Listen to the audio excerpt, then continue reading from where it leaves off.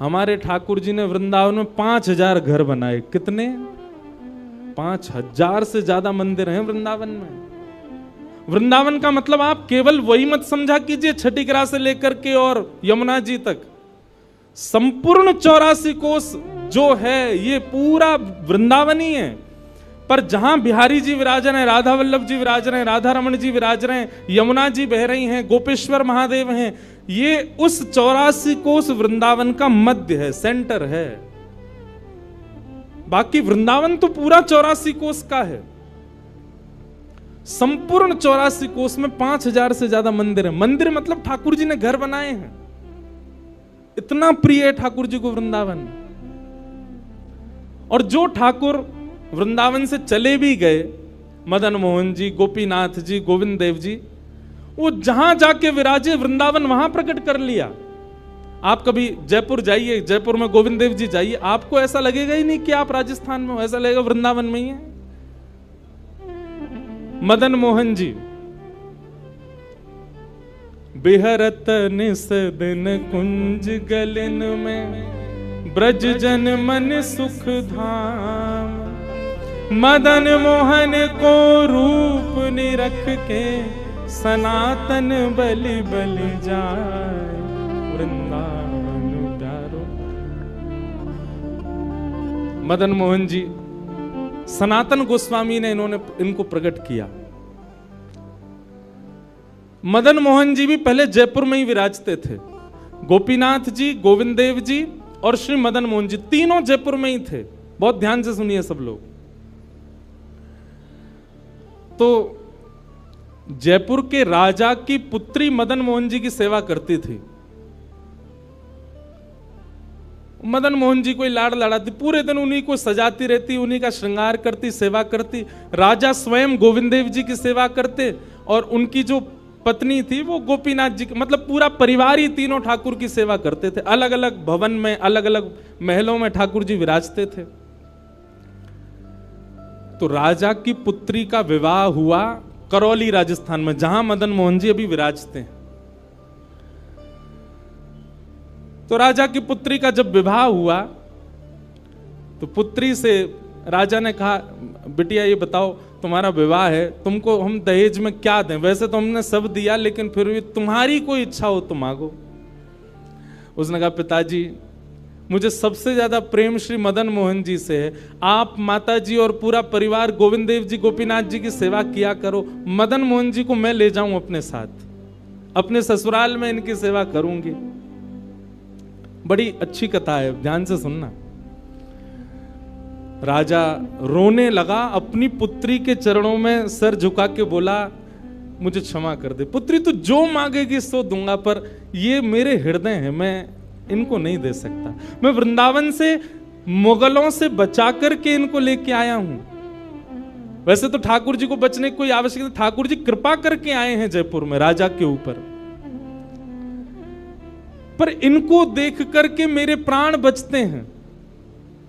तू जो मांगेगी सो दे दूंगा। पर मदन मोहन जी बोले, पिताजी गोविंद देव जी, गोपीनाथ जी हैं ना आपके पास में, मदन एक ठाकुर जी मुझको दे दो। यहां राजा की जिद हो गई, नहीं दूंगा। पुत्री की जिद हो गई कि मुझे तो चाहिए, नहीं तो मैं विदाई नहीं होंगी। राजा की पत्नी ने भी कहा, अब इतनी कह रही है तो आप दे दीजिए ना, हमारे पास 2 ठाकुर हैं, इनकी सेवा हम करेंगे विस्तार से। और वैसे भी मदन मोहन जी की पूरी सेवा बचपन से उसने ही की है। तो राजा ने एक प्रस्ताव रखा। बोले, अच्छा पुत्री एक काम करते हैं। बोले, क्या? मैं तेरी आंख पे पट्टी बांधूंगा और आंख पे पट्टी बांध करके मदन मोहन जी जैसे 7 स्वरूप तेरे सामने खड़ा करूंगा, जिनमें से 6 स्वरूप जो होंगे वो मैं बनवाऊंगा और 1 स्वरूप वास्तविक मदन मोहन जी होंगे।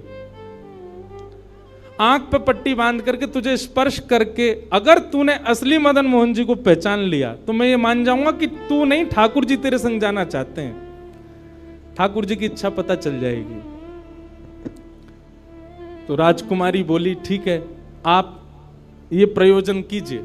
राजा ने महाराज कारीगरों को बुलवाया और मदन मोहन जी के डिट्टो कॉपी 7-6 स्वरूप बनवाए। और 6 स्वरूप बनवा करके मदन मोहन जी सहित 7 स्वरूपों को खड़ा किया। पुत्री के आंख पर पट्टी बांध दी, एक जैसा इत्र, एक जैसी पोशाक, एक जैसा मुकुट, एक जैसा श्रृंगार, सब कुछ बिल्कुल एक जैसा। और कहा पुत्री अब तू इनमें से जो 7 में से पहचान लेगी, अगर असली तूने पहचान लिए तो मैं तेरे संग भेज दूंगा। उसने हाँ तो बोल दिया, लेकिन वो कांपने लगी, घबराने लगी। जैसे ही उसने नेत्र बंद किए तो कथा ऐसी है कि वो रात्रि में जब सोई, अगले दिन परीक्षण होना था, तो रात्रि में जब सोई तो बहुत रोई और ठाकुर जी से कहने लगी, नाथ मैं आपसे बहुत प्रेम करती हूं, मैं आपके बगैर नहीं रह सकती, पर मेरे पिताजी की बहुत जिद है, अब कहीं मैं आपको नहीं पहचान पाई मेरे तो प्राण ही निकल जाएंगे, विदा होना तो बहुत दूर की बात है।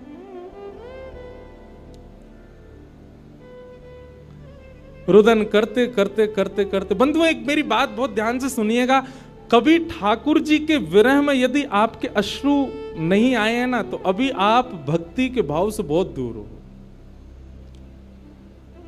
आपको वृंदावन जाना अच्छा लगता है, वृंदावन में घूमना अच्छा लगता है, राधा राधा नाम ध्वनि पर झूमना अच्छा लगता है, कथाएं प्रवचन सत्संग बढ़िया लगते हैं, ये सब एक प्रथम सोपान, प्रथम सीढ़ी है, पर प्रमुख सीढ़ी तो भजन मार्ग या भक्ति पथ की विरह है। अगर वो आपके चित्त में कभी ठाकुर जी के लिए नहीं आया है तो अभी आप बहुत पीछे छूटे हुए हो।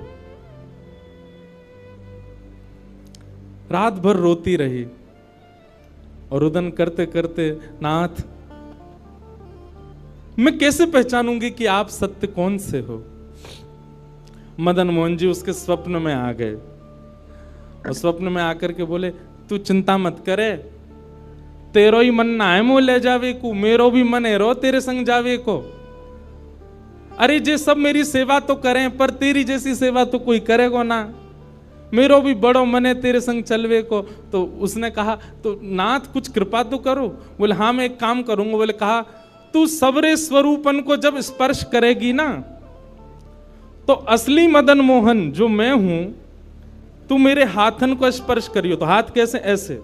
ठाकुर जी त्रिभंग लली ठाकुर जी हैं। तो ठाकुर जी बोले, तू मेरे हाथन को स्पर्श करियो, तो जितने मेरे अन्य स्वरूप हैं 6, वो तो ऐसे ही रहेंगे, लेकिन जैसे ही तू वास्तविक मेरे सामने आवेगी, सो मैं अपनी इकन्नी उंगली उठा दूंगा, अपनी कोने वाली उंगली उठा दूंगा।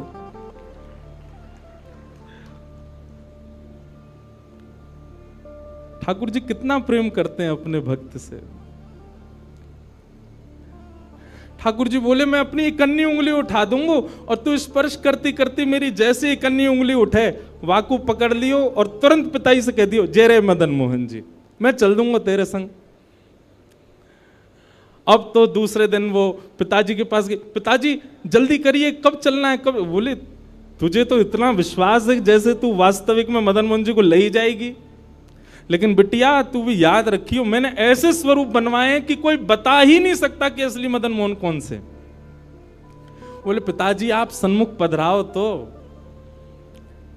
महाराज भीड़ लग गई देखने वालों की, पूरा राजभवन इकट्ठा हो गया जयपुर का। 7 स्वरूप विराजमान हुए। पुत्री के आंख पर अभी विवाह हुआ, उसका विदाई नहीं हुई है, आंख पर पट्टी बांध करके और कहा, जाओ अगर मदन मोहन जी की इच्छा होगी तो तू ढूंढ ले। अब मदन मोहन जी तो पहले ही बता चुके हैं, ऐसे मिलूंगा। जैसे मानो टीचर पहले ही एग्जाम पेपर लीक कर दे, ये क्वेश्चन आने वाले, तैयार कर आना।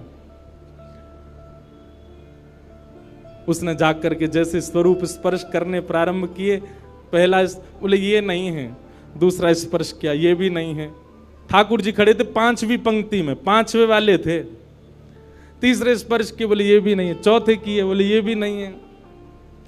जैसे ही 5वें का स्पर्श किया और मुखमंडल का स्पर्श किया, गले का स्पर्श किया, वक्ष का स्पर्श कर, जैसे ही ठाकुर जी की भुजा पकड़ी, सो ही ठाकुर जी ने अपनी एक कन्नी उंगली हिला दी।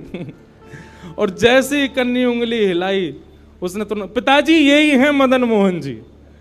आहा, राजा के तो नेत्रों से आंसू गिर गए, चरणों में गिर गए, उठ करके अपनी बिटिया को गले से लगा लिया, कान में बोले, मैंने एक कन्नी उंगली हिलते हुए देख ली। मुझे ये बात पता चल गई है कि भैया तेरी जिद नहीं है इनको ले जाने की, इनकी भी जिद है तेरे संग जाने की। और महाराज गाजे बाजे रथ में आरूढ़ करके श्री मदन मोहन लाल जी करौली राजस्थान को प्रस्थान किए। बोलो मदन मोहन लाल की। बिहरत निस दिन कुंज गलन में, ब्रज जन मन सुख धाम। मदन मोहन को रूप निरख के, मदन मोहन को रूप निरख, सनातन बलि बलि जाए। वृंदावन प्यारो वृंदावन, श्री वृंदावन